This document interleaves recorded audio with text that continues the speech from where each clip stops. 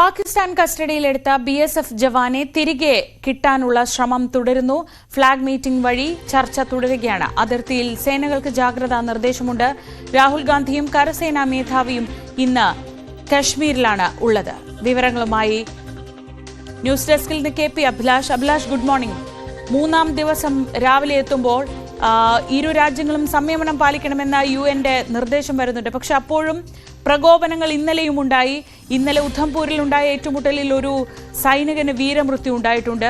അപ്പോൾ ആ പ്രകോപനങ്ങൾക്കപ്പുറത്തും തൽക്കാലം ഇന്ത്യ സംയമനം പാലിക്കുന്നു എന്നേ ഉള്ളൂ. അതിന് കൃത്യമായ തിരിച്ചടി ഉണ്ടാവും. ഈ BSF ജവാന്റെ കാര്യത്തിൽ ഇപ്പോൾ പുറത്തു വരുന്ന വിവരങ്ങൾ എന്തൊക്കെയാണ്?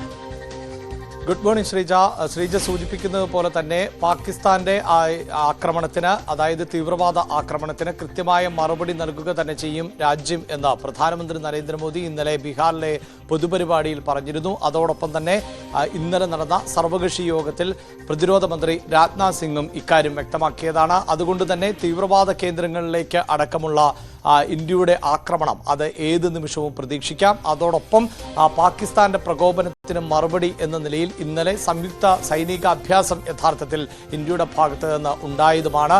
അങ്ങനെ ഇന്ത്യ തയ്യാറെടുത്ത് തന്നെയാണ് നിൽക്കുന്നത്. അതേസമയം പാകിസ്ഥാന്റെ ഭാഗത്ത് നിന്നാകട്ടെ കൂടുതൽ പ്രകോപനമുണ്ടാകുന്ന സമീപനവും നിലപാടുമാണ് ഇപ്പോൾ തുടരുന്നത്. അതിന്റെ ഭാഗമായിട്ടാണ് ഇന്ത്യയുടെ ജവാനെ ഇപ്പോൾ പാക് സൈന്യം പിടികൂടിയിട്ടുള്ളത്. അതിർത്തി കടന്നു വന്നു എന്നുള്ളതാണ് ഇപ്പോൾ പാക് സൈന്യത്തിന്റെ പ്രതികരണം. എന്നാൽ നമുക്കറിയാം ഇത് പഞ്ചാബ് അതിർത്തിയാണ്. പഞ്ചാബ് അതിർത്തിയെ സംബന്ധിച്ചിടത്തോളം അവിടെ വളരെ കൃത്യമായി അതിർത്തി മേഖലകളിൽ കാർഷിക മേഖലകൾ ഉണ്ട്. ഒരു ബോർഡറിന് അപ്പുറത്ത് പാകിസ്ഥാനിലെ കർഷകരും ഇപ്പുറത്ത് ഇന്ത്യൻ കർഷകരും കാർഷിക പ്രവൃത്തികളിൽ ഏർപ്പെടുന്ന മേഖല ആണ്. അത് സാധാരണ നിലയിൽ വലിയ സംഘർഷങ്ങൾ ഇല്ലാത്ത ഒരു മേഖല കൂടിയാണ്.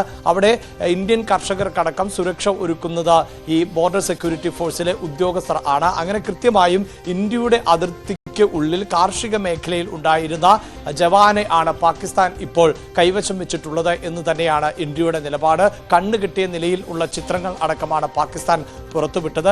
ഈ ജവാനെ തിരിച്ചു കിട്ടണം എന്ന് ഇന്ത്യ ആവശ്യപ്പെടുകയും ചെയ്തിട്ടുണ്ട്.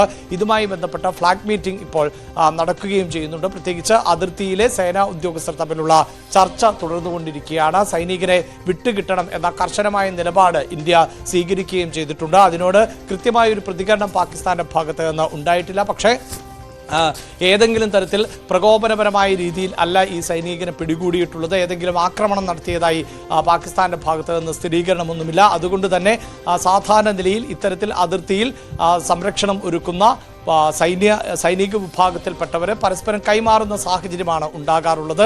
അതിൽ നിന്ന് വ്യത്യസ്തമായ ഒരു നിലപാട് ഇപ്പോൾ പാകിസ്ഥാന്റെ ഭാഗത്ത് നിന്ന് ഉണ്ടാകും എന്ന് നമുക്ക് പ്രതീക്ഷിക്കാനും സാധിക്കില്ല.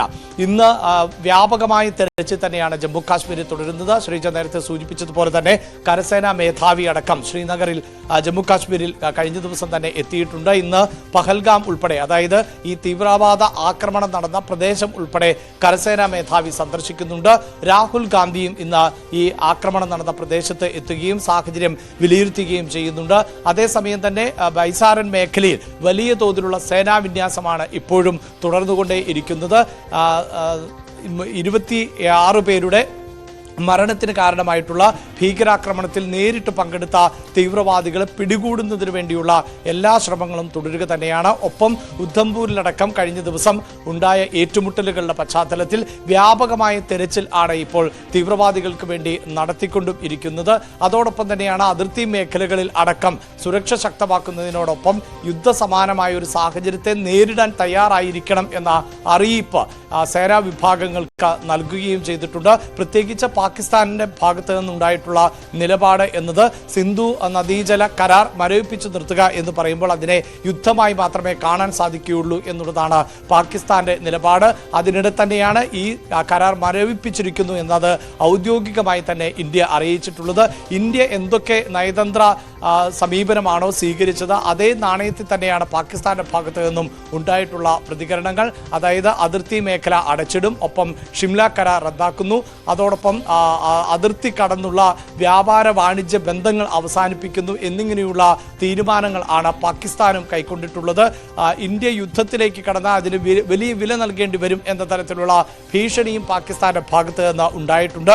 ഇതിനൊക്കെ ഔദ്യോഗികമായ തരത്തിലുള്ള പ്രതികരണങ്ങളും മറുപടികളും ഇന്ത്യയുടെ ഭാഗത്ത് നിന്ന് വരുന്നതേ ഉള്ളൂ.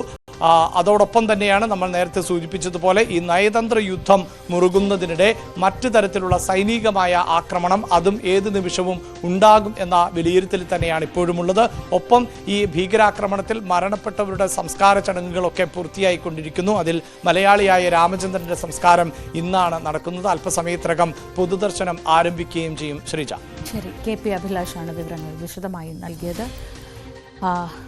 പഹൽഗാം ഭീകരാക്രമണം നടന്ന് 2 ദിവസം പിന്നീട് ഇന്ന് 3-ാം ദിവസമാണ്. 3-ാം ദിവസമാകുമ്പോഴേക്കും കാര്യങ്ങളുടെ ചിത്രമൊക്കെ വ്യക്തമാവുന്നുണ്ട്, പ്രതികരണങ്ങൾ വരുന്നുണ്ട്.